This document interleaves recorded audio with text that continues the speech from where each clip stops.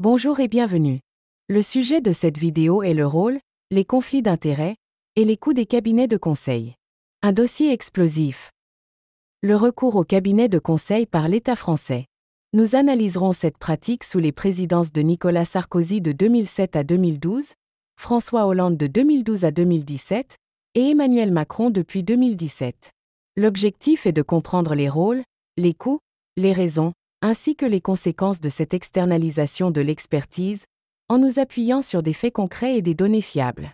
Nous aborderons également les liens entre les cabinets de conseil et les laboratoires pharmaceutiques durant la pandémie de Covid-19, un aspect crucial ayant influencé la gestion de cette crise sanitaire mondiale.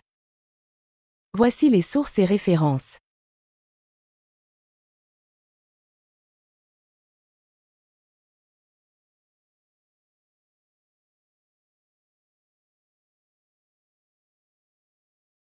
Le recours à des cabinets de conseil pour accompagner les administrations publiques n'est pas nouveau en France.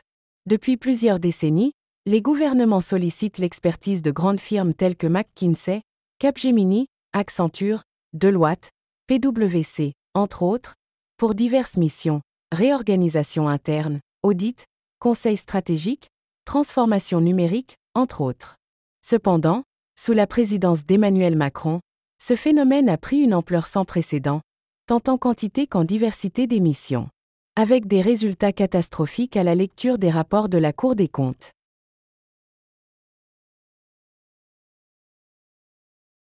Sous la présidence de Nicolas Sarkozy, les cabinets de conseil ont été contractés pour modernisation de l'État incluant les réformes administratives visant à renforcer la compétitivité économique et répondre à la crise financière de 2008. Des réformes structurantes avec des initiatives telles que la réforme des retraites, la sécurisation de l'emploi et les premiers pas vers la transformation numérique. Les principaux cabinets, McKinsey, Deloitte, Capgemini, Accenture. Les types de missions, réorganisation administrative, conseil stratégique pour les réformes économiques et sociales, assistance dans la gestion de la crise financière. Des dépenses estimées à plusieurs dizaines de millions d'euros, bien que les chiffres précis soient moins documentés que dans les mandats suivants. Faible transparence avec moins de rapports détaillés sur les dépenses de conseil. Conséquences et controverses. La perception publique, moins de controverses médiatiques, mais quelques critiques sur le manque de transparence et le coût élevé des missions. Pas de scandale majeur lié au conflit d'intérêts durant ce mandat. Sous la présidence de François Hollande, pour les crises économiques et sociales comme la gestion du chômage, les réformes fiscales et la transition énergétique. Poursuite des efforts de modernisation de l'administration publique et de digitalisation des services. Principaux cabinets, McKinsey, PwC, Deloitte, Accenture, Capgemini. Type de mission, optimisation des processus administratifs, développement de politiques publiques, transformation numérique et gestion de la dette publique. Dépenses estimées de plusieurs centaines de millions d'euros par an, avec environ 200 millions d'euros en 2016. Augmentation progressive des dépenses en réponse aux besoins complexes de réforme. À noter des critiques de la Cour des comptes sur le manque de transparence et la gestion opaque des contrats de conseil. Quelques cas isolés de conflits d'intérêts identifiés, sans impact majeur sur la réputation des cabinets. Concernant la perception publique, montée des critiques concernant le coût des conseils externes et la dépendance croissante vis-à-vis des acteurs privés. À quoi servent les fonctionnaires et aux fonctionnaires d'État? Aucune compétence. Sous la présidence d'Emmanuel Macron, c'est la cour des miracles. Toujours pour les réformes structurelles, les grandes réformes économiques, sociales et administratives, incluant la réforme du Code du travail, la transformation numérique et la gestion de crises telles que la pandémie de Covid-19. Une vision pro-entreprise, soit une approche favorisant l'engagement de cabinets de conseil pour soutenir les initiatives de croissance et de compétitivité.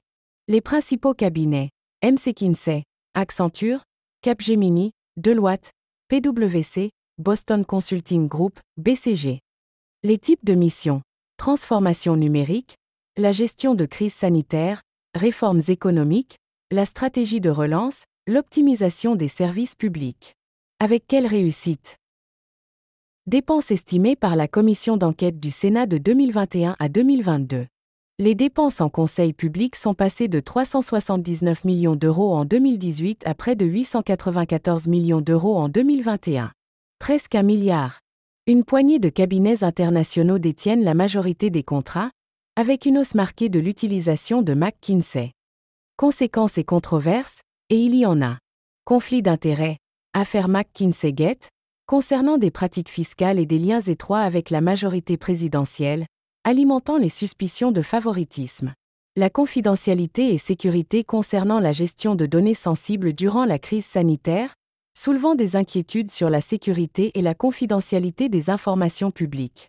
La transparence et régulation ont été critiquées sur le manque de transparence des contrats et des missions, poussant le gouvernement à instaurer des mesures de régulation plus strictes. La perception publique, vive critique de l'opinion publique et des parlementaires concernant les coûts élevés et la dépendance excessive vis-à-vis des cabinets privés.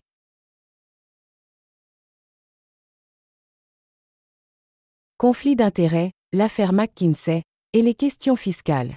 McKinsey et compagnie, l'un des principaux cabinets de conseil utilisés quasi exclusivement par l'État français sous la présidence d'Emmanuel Macron, a été au cœur de plusieurs controverses liées à des pratiques fiscales, entre autres comme nous le verrons. Évasion fiscale. En 2020, des enquêtes ont révélé que McKinsey aurait pu sous-déclarer ses bénéfices en France, profitant de mécanismes d'optimisation fiscale pour réduire sa charge d'impôt. Ces pratiques ont soulevé des questions sur la relation entre McKinsey et le gouvernement Macron, certains parlementaires avançant que des entreprises optimisant agressivement leur fiscalité pourraient influencer les conseils fournis à l'État. En conséquence, perte de confiance, méfiance accrue envers les cabinets de conseil, perçus comme privilégiant leurs intérêts financiers, voire plus. Des appels pour une transparence fiscale accrue des prestataires de l'État et des mécanismes de contrôle plus stricts. Gestion de la crise Covid-19. Pendant la pandémie, le gouvernement a fait appel à plusieurs cabinets de conseil pour élaborer des stratégies de gestion de crise, incluant la logistique de la distribution des vaccins et la mise en place de protocoles sanitaires. Les consultants avaient accès à des données sensibles concernant la santé publique, les infrastructures logistiques et les plans de relance économique. Bien que des clauses de confidentialité soient en place, le risque de divulgation d'informations stratégiques reste une préoccupation majeure. En conséquence, des renforcements des protocoles de sécurité incluant la limitation de l'accès aux informations sensibles et un encadrement plus strict des missions des consultants. Le débat sur la dépendance externe est critique, c'est une remise en question de la dépendance excessive de l'État vis-à-vis des prestataires externes pour des tâches critiques. Des consultants devenant fonctionnaires. La mobilité entre les cabinets de conseil et les postes au sein du gouvernement peut engendrer des conflits d'intérêts. Les consultants quittant des cabinets comme Deloitte ou PwC pour occuper des postes stratégiques au sein du ministère des Finances, et vice-versa. Influence réciproque, risque de favoritisme plus que réel dans l'attribution des contrats publics et influence des politiques publiques par des intérêts privés. Favoritisme et privilèges pour les cabinets ayant des liens étroits avec les décideurs. Perte d'impartialité et de crédibilité des institutions par la perception que les décisions sont influencées par des relations personnelles ou professionnelles. Les projets de transformation numérique impliquent la collaboration avec des cabinets de conseil pour développer des systèmes informatiques, des plateformes en ligne et des solutions de cybersécurité. Les consultants externes ont accès à des données personnelles des citoyens, des informations sensibles sur les opérations gouvernementales et des stratégies numériques. La collaboration avec des entités externes expose potentiellement les systèmes à des cyberattaques ou à des violations de données. Conséquence. Il est nécessaire de réévaluer des partenariats avec une sélection plus rigoureuse des prestataires et contrôle de sécurité renforcé. Tendre à investir dans les compétences internes pour limiter la dépendance aux consultants externes.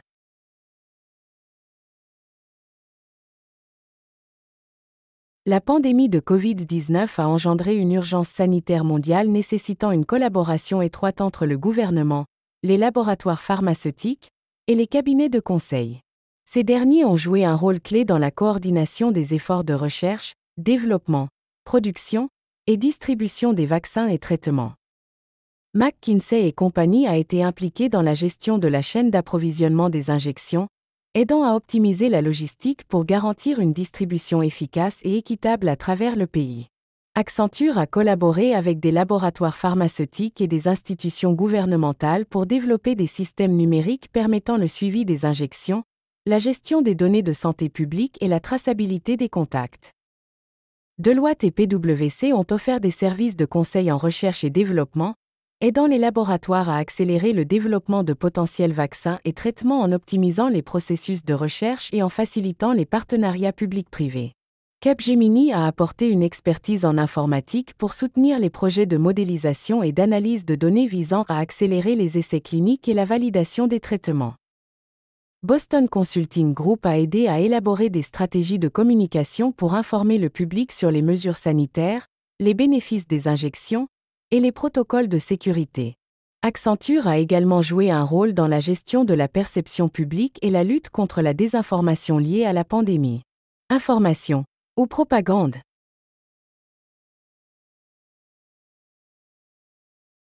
Les cabinets de conseil ont signé des contrats lucratifs avec des laboratoires pharmaceutiques, ce qui a pu, ou ont, engendré des conflits d'intérêts si les recommandations des consultants étaient influencées par des incitations financières. Certains cabinets pourraient bénéficier indirectement de l'accélération des projets de R&D, ce qui pose des questions sur l'impartialité des conseils fournis. Des consultants ayant travaillé pour des laboratoires pharmaceutiques ont pu occuper des postes stratégiques au sein des cabinets de conseil, créant des liens étroits et potentiellement conflictuels entre les secteurs publics et privés. Les consultants ayant accès à des informations sensibles sur les projets pharmaceutiques pourraient utiliser ces connaissances pour favoriser certains partenaires ou technologies. Les cabinets de conseil ont eu accès à des données critiques concernant les recherches sur le Covid-19, les essais cliniques et les stratégies de vaccination, nécessitant des mesures strictes de protection et de confidentialité. La collaboration étroite entre les consultants et les laboratoires a augmenté le risque de divulgation non autorisée d'informations sensibles, pouvant compromettre les efforts de lutte contre la pandémie ou donner un avantage compétitif à certains acteurs. En réponse aux risques, des protocoles de sécurité plus stricts ont été mis en place, limitant l'accès aux données sensibles et imposant des normes élevées de confidentialité aux cabinets de conseil. Des audits réguliers et des contrôles indépendants ont été instaurés pour garantir que les consultants respectent les exigences de confidentialité et de sécurité des données.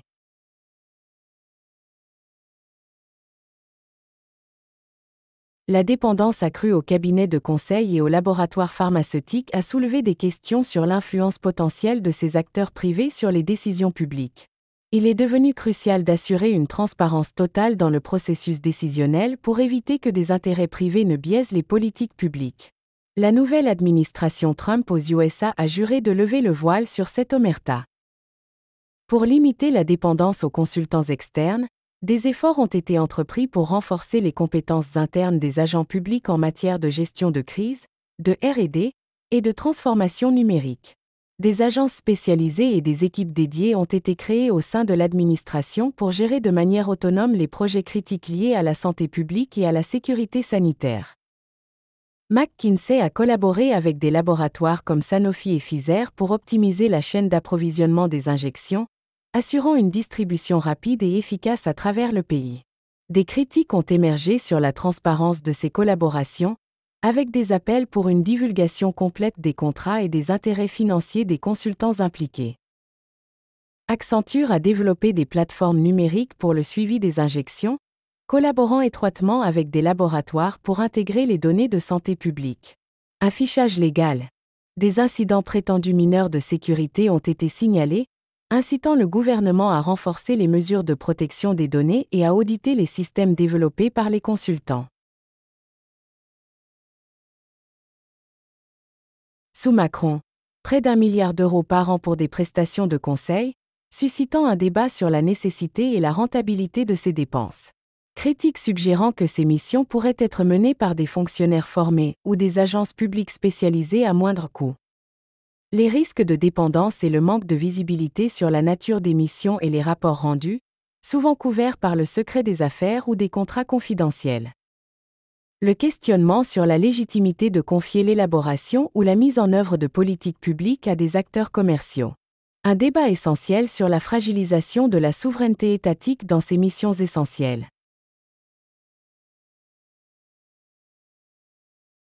Des mesures comme la publication de lignes directrices pour limiter et encadrer le recours aux cabinets de conseil. Une charte de déontologie mise en place pour garantir l'éthique des consultants. Une transparence accrue sur les contrats et les missions des cabinets de conseil. Appel à des contrôles plus rigoureux et indépendants pour surveiller l'utilisation des cabinets de conseil. Développer des investissements dans la formation des agents publics pour développer les compétences internes nécessaires. La création d'agences spécialisées pour réduire la dépendance aux prestataires externes. Régulation des relations avec les laboratoires pharmaceutiques avec la mise en place de codes de conduite stricts régissant les interactions entre les cabinets de conseil, les laboratoires pharmaceutiques et le gouvernement. L'obligation de divulguer tous les contrats et collaborations entre les cabinets de conseil et les laboratoires pharmaceutiques impliqués dans les projets de santé publique.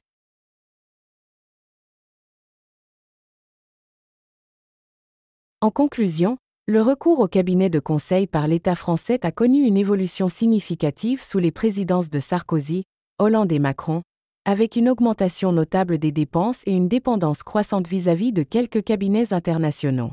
Sous Sarkozy, l'usage était principalement axé sur la modernisation administrative et la gestion de la crise financière. Hollande a intensifié l'optimisation des processus et la transformation numérique, tandis que Macron a vu une explosion de l'utilisation des cabinets, particulièrement en réponse à des crises complexes comme la pandémie de Covid-19. Les liens entre les cabinets de conseil et les laboratoires pharmaceutiques durant la pandémie ont ajouté une couche supplémentaire de complexité, soulevant des questions sur l'influence potentielle de ces collaborations privées sur les décisions publiques et la gestion de la crise sanitaire. Bien que les cabinets aient apporté une expertise technique précieuse, les risques de conflit d'intérêts et de sécurité des données ont souligné la nécessité d'une transparence accrue et d'un contrôle rigoureux des relations entre le secteur public, les consultants et les acteurs privés. Cette tendance soulève des questions essentielles sur l'équilibre entre expertise externe et développement des compétences internes, ainsi que sur la souveraineté et la transparence des décisions publiques. Les réformes en cours et les appels à une régulation plus stricte visent à répondre à ces préoccupations, mais le débat reste ouvert quant à la meilleure manière de concilier efficacité administrative et intégrité publique. Merci de votre attention. Ce panorama sur le rôle et les coûts des cabinets de conseil en France sous les différentes présidences, enrichi par l'analyse des liens entre ces cabinets et les laboratoires pharmaceutiques durant la pandémie de Covid-19, met en lumière les enjeux cruciaux liés à l'externalisation de l'expertise publique et aux collaborations privées. Il est essentiel de continuer à surveiller et à évaluer ces pratiques afin de garantir une gouvernance transparente, efficace et respectueuse de l'intérêt public. À bientôt!